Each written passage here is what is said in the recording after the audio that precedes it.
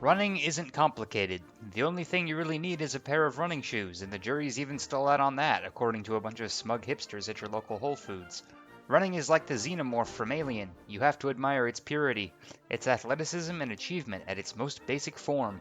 You are here. Over there is fortune and glory, and it's up to you to close the distance with blood, sweat, and carbs. What's that, you say? That sounds hard? Well, lucky for you, there's a number of ways to give yourself an edge. Run more miles, do some hill work, look into some speed work, run more miles, reevaluate your diet, run more miles, make sure you're getting enough sleep, work on your form, or run more kilometers. Well, gee, that doesn't sound like very much fun. You know what sounds more fun?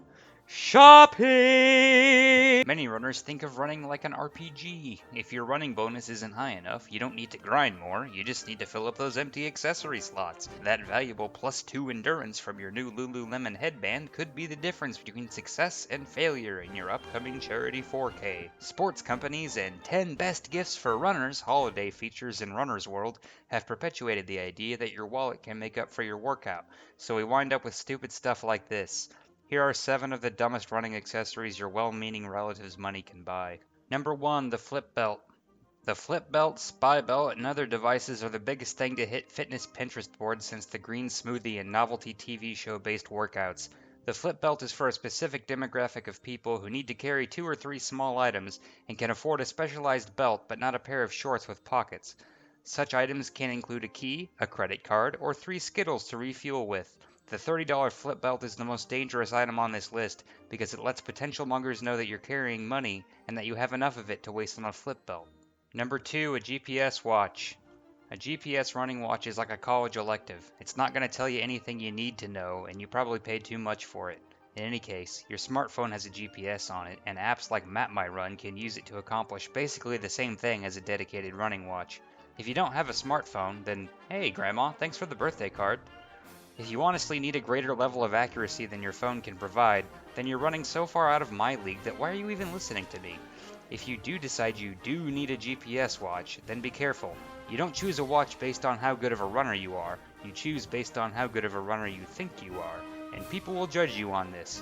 Just like people are going to laugh at you driving your Hummer around suburbia, they're going to laugh if they see your 4Runner 920 doing laps around the local middle school with your dog. Number 3, heart rate monitor.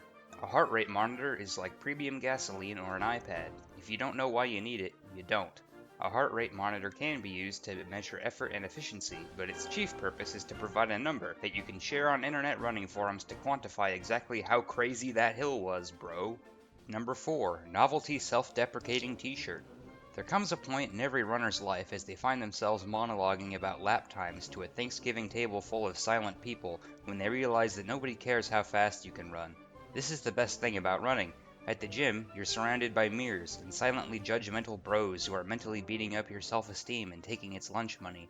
On the trail, by the time I even notice you coming towards me, I barely have time to make a concrete decision about eye contact, much less judge you for how fast you're going.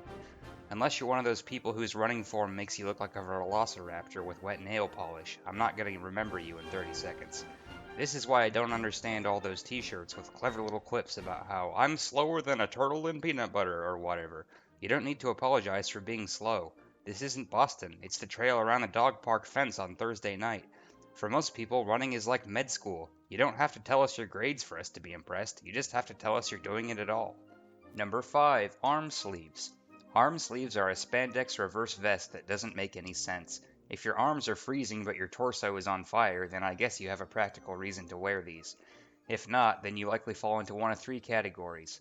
1. You're a trail racer who wants to run shirtless, but you need somewhere to display logos because you're sponsored. 2. You're a trail racer who wants to run shirtless and look like you're sponsored. 3rd, you're a 30-something suburban mom running her first half marathon, and you bought them at the pre-race expo because you liked how colorful they are. In any case, wear them if you want, I guess, but if you wear them with a shirt, I'm gonna think that you cut the sleeves off your shirt and then changed your mind later. 6. A fuel belt.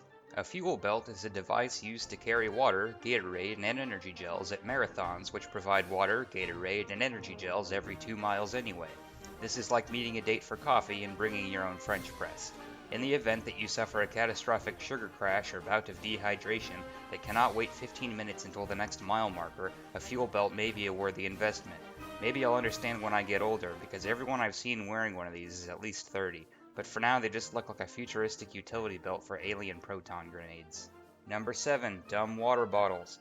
The basic plastic water bottle is capable of doing everything a water bottle needs to do: hold water. Some scientists believe that it is even capable of holding other liquids such as Gatorade, though experiments are inconclusive. Somewhere along the way, however, we decided that water bottles need to be vacuum insulated, rubber nippled, Bluetooth active, stainless steel, Wi-Fi enabled consumption monitoring pieces of designer fashion tech with more tacked on fasteners and compartments than a Kingdom Hearts character. The end result is something so comically bulky and over-engineered, you're going to leave it on the ground by the side of the trail and spend your whole run wondering whether your $60 astronaut bottle is going to be there when you get back. As a rule of thumb, if it can't survive a trip through the dishwasher, it's too complicated. In conclusion, running is like your girlfriend on Valentine's Day. You don't have to spend a lot of money, you just have to put some time in. Save your money for things you actually need, like race entries and novelty shorts.